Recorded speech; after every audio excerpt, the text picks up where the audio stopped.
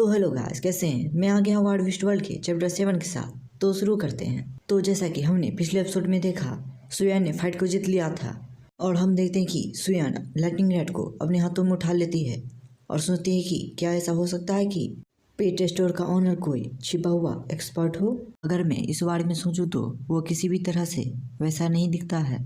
और तभी हम हमारे मेन कैरेक्टर को देखते हैं जो पुप उठा रहा होता है और तभी उसे चीख आ जाती है और साथ ही वह कहता है कि तुम बेवकूफ़ कुत्ते, हर जगह अपना पुप करना बंद करो। और इसी के साथ हम हमारे मेन कैरेक्टर को देखते हैं जो अपना नाक बंद करके पुप को फेंकने को जाता है और साथ ही वो सोचता है कि वो कुत्ता ज़रूर मेरे बारे में कुछ अजीब सोच रहा होगा।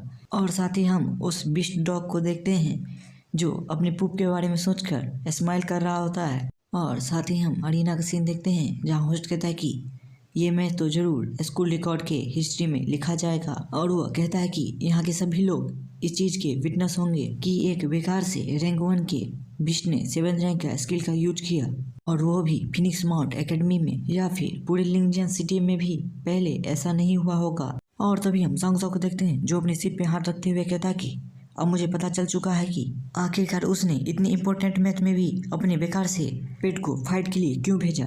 और तभी हम होस्ट को देखते हैं जो कहता है कि ये मैच टाई हो चुका है और दोनों साइड के पार्टिसिपेंट नेक्स्ट फाइट के लिए रेडी होंगे। और इसी के साथ वो कहता है कि इस बार जंग साओ लाइटनिंग रैट को किस तरह से हराएगा, आइए देखते हैं। और इसी के साथ हम जंग साओ को देखते हैं जो अपने बिस्ट को पोर्टल में वापस रखते हुए कहता है कि सुयान, जैसा कि मैंने सोचा था तुम मुझसे थोड़ा ज्यादा ही स्ट्रांग हो। और वो चिल्लाते हुए कहता है कि लेकिन बस अभी तक के लिए ही। और साथ ही वो कहता है कि बाहर आओ गोलम राइनो बिस्ट। और इसी के साथ हम अरीना में एक बहुत बड़े अर्थ टाइप जायंट बिस्ट को देखते हैं। और साथ ही हम साग साग को देखते हैं जो अपना इविल सा फेस बनाते हुए कहता है कि अब तुम्हारा ठंडा स्लैश कोई भी काम का नहीं है। जिसे देखकर सुयान कहती है कि क्या एक अर्थ टाइप बिस्ट, मैंने उसे इस बिस्ट को पहले यूज करते हुए क्यों नहीं देखा, क्या ये हो सकता है कि ये उसका ट्रम्प कार्ड हो। जिसे देखकर होस्ट कहता है कि आखिरकार ये तो एक 4th रैंक का गोलम राइनो बीस्ट है। यहाँ तो टोटल 3 रैंक का गैप्स है। पेटल तो पूरी तरह से लाइटनिंग रैट के डिसएडवांटेज में है। और हम लाइटनिंग रैट को देखते हैं जो राइनो गोलम को देख करके फाइट के लिए रेडी हो जाता है। इसे देखकर होस्ट कहता है कि लाइटनिंग रैट ने फाइट करना चुना है और वो अपने ओपोनेंट से थोड़ा भी डरा हुआ नहीं है। तो हम मैच को कंटिन्यू करते हैं। और तभी हम मसल वाले जज को देखते हैं जो कहता है कि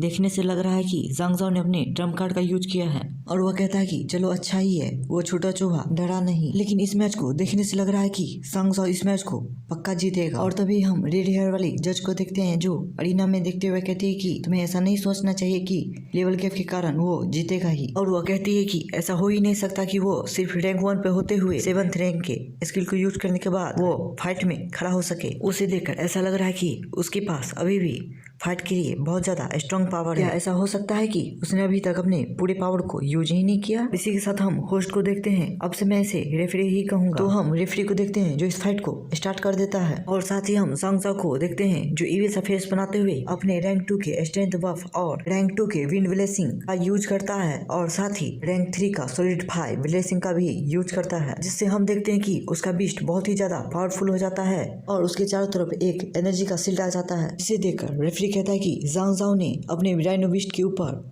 बहुत सारे वाटेवर बफ स्किल का यूज किया है, जिससे लगभग गोलम राइनो बीस्ट का पावर एटलीस्ट 5 रैंक के बीस्ट के बराबर हो चुका है। और इसी के साथ हम सुयान को देखते हैं जो उसके पावर के प्रेशर से बहुत दूर पहुंच जाती है और वो कहती है कि ये तो बहुत ही ज्यादा स्ट्रॉन्ग प्रेशर है, मुझे भी जल्दी से अपने स्किल का यूज लाइटनिंग रैट पे करना होगा। और तभी हम लाइटनिंग रैट को देखते हैं जो सुयान से काफी दूर होता है, जिसे देखते हुए सुयान कहती है कि बकवास, मैं अपने स्किल का यूज नहीं कर सकती, ये मुझसे काफी ज्यादा दूर है। और तभी हम देखते हैं कि राइनो बीस्ट लाइटनिंग रैट पे अटैक कर देता है, जिसे देख करके रेफरी कहता है कि क्या सुयान ने कोई गलती कर दी, लाइटनिंग रैट बिना बफ के गोलम राइनो बीस्ट पे अटैक करने जा रहा है। और इसी के साथ हम जांग जाओ को देखते हैं जो इविल स्माइल करते हुए कहता है कि बेवकूफ चूहे, तुम मेरे राइनो बीस्ट द्वारा कुचल के मार दिए जाओगे। और इसी के साथ हम लाइटनिंग रैट को देखते हैं जो राइनो गोलम के पैर के नीचे आने वाला होता है कि वो बहुत स्पीड से उसे डॉज कर लेता है। और इसी के साथ हम उसके 2 आफ्टर इमेज को भी देखते हैं। और इसी के साथ रेफरी कहता है कि दो लाइटनिंग रैट ने जंप किया, जिससे वो सॉफ्ट हो जाता है और उसकी बोलती बंद हो जाती है। और इसी के साथ हम सभी जज को देखते देखते हैं जो शॉक्ड होते हुए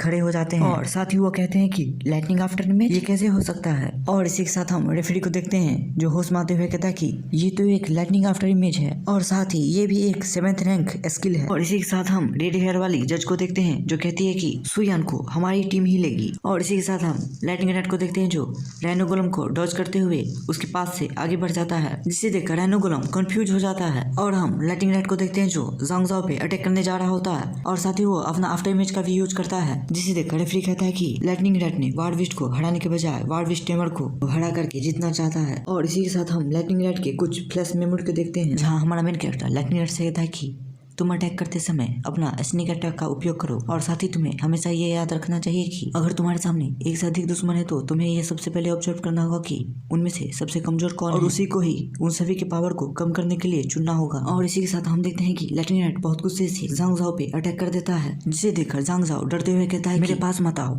और इसी के साथ वो अपने सामने एक एनर्जी का रैंक 3 का शील्ड लगा लेता है और तभी हम लाइटनिंग रेड को देखते हैं जो अपने लाइटनिंग स्लैश से ज़ांग ज़ाओ की शील्ड को तोड़ देता है, जिसे देखकर ज़ांग ज़ाओ बहुत ही ज्यादा घबरा जाता है। और इसी के साथ हम स्टार शील्ड के अंदर एक बहुत बड़ा धमाका देखते हैं और हम रेफरी को देखते हैं जो एक्साइटेड होते हुए कहता है कि लाइटनिंग नेट ने एक साथ ही लाइटनिंग आफ्टर इमेज और लाइटनिंग स्लैश का यूज किया, जिससे पार्टिसिपेंट ज़ांग ज़ाओ का स्टार शील्ड एक बार में ही पूरी तरह से डिस्ट्रॉय हो गया। और इसी के साथ वो कहता है कि क्या ज़ांग ज़ाओ इस अटैक को सर्वाइव कर पाएगा। और हम फाइटिंग अरीना का सीन देखते हैं जहाँ कुछ पंख हवा में उड़ रहे होते हैं और इसी के साथ हम एक बहुत बड़े बर्ड को देखते हैं जो अपने पंजों में ज़ांग ज़ाओ को लेकर उड़ रहा होता है और वो बर्ड ज़ांग ज़ाओ को लेकर के नीचे आ जाता है। और साथ ही ज़ांग ज़ाओ को देखते हैं जो उस अटैक के कारण पूरी तरह से बेहोश हो चुका होता है। और हम ब्लैक हुड में एक जज को देखते हैं जो कहता है कि इस थर्ड राउंड में ज़ांग ज़ाओ हार चुका है। और रेफरी को देखते हैं जो अनाउंस करते हुए कहता है कि आइए स्वागत करते हैं इस मैच की विनर का सु यान इन। और इसी के साथ हम सभी ऑडियंस को देखते हैं जो रेड किंग सु यान इन के नारे लगाना शुरू कर देते हैं। और इसी के साथ हम सुयान को देखते हैं जो ये सब देख करके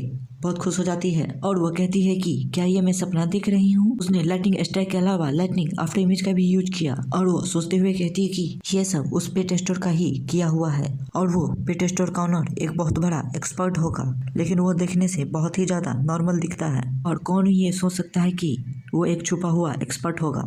और इसी के साथ हम एक बिल्डिंग का सीन देखते हैं जहां हम हमारे मेन कैरेक्टर को देखते हैं जो सोते हुए सोच रहा होता है कि मैं एक वीक के अंदर 10,000 से ज्यादा कमाने के लिए सिर्फ फोस्टर केयर पर निर्भर नहीं रह सकता। ये फोस्टर केयर वही है जहां बिस्ट को हील किया जाता है। और इसी के साथ हम एक पास्ट के सीन में सिस्टम को देखते हैं जहाँ 3 टाइप सर्विस के बारे में बताया जाता है, फोस्टर केयर, लैंडिंग और फूड सेल। और साथ ही सिस्टम कहता है कि फोस्टर केयर में हर घंटे के 10 युआन होते हैं, जिसे देखकर हमारा मेन कैरेक्टर लैंडिंग और फूड सेल के बारे में सिस्टम से पूछता है, जिसे देखकर सिस्टम कहता है कि होस्ट के अपने बीस्ट के पावर और क्वालिटी को देखते हुए होस्ट को रेटिंग दी जाएगी और आपके पास कोई भी बीस्ट नहीं है इसलिए इसे कैलकुलेट नहीं किया जा सकता। और जहां तक फूड सेल की बात है तो आपको मार्केट से पर्सनली फूड को कलेक्ट करना होगा और उसके प्राइस और उसकी फूड क्वालिटी को देखते हुए आपको रेटिंग दी जाएगी, जिसे देखकर हमारा मेन कैरेक्टर कहता है कि फर्स्ट टाइप से तो मुझे ज्यादा पैसा नहीं मिलेगा और सेकंड टाइप के लिए मैं क्वालिफाइड ही नहीं हूँ, इसलिए मैं सिर्फ थर्ड टाइप को ही चुन सकता हूँ। और हमारा मेन कैरेक्टर कहता है कि सिस्टम का फूड नीचे एरिया और उससे भी खतरनाक जगह लाइटनिंग क्लाउड सी वर्ल्ड से आ सकता है। और इसी के साथ हम सिस्टम को देखते हैं जो कहता है कि नीचे एरिया लाइटनिंग क्लाउड सी वर्ल्ड में आप जितने भी हाई लेवल डेंजर एरिया में जाएंगे आपको उतना ही हाई लेवल प्रीसियस फूड मिलेगा। और इसी के साथ हम कुछ दिनों बाद का सीन देखते हैं जहाँ हमारा मेन कैरेक्टर कहता है कि बकवास, मैंने अपने शुरुआती 3 दिन उस चूहे के साथ खेलने में बिजी था, मैंने अपने 3 दिन हाई लेवल के फूड को कलेक्ट करने में बर्बाद कर दिया। और इसी के साथ हम प्रेजेंट में आते हैं जहाँ हमारा मेन कैरेक्टर कहता है कि मुझे अगले 3 दिन के अंदर ही एक वार्ड विस्ट टेमर बनना होगा। और गाइस इसी के साथ ये चैप्टर यहीं एंड होता है, फिर मिलते हैं एक नए चैप्टर के साथ, तब तक के लिए गुड बाय।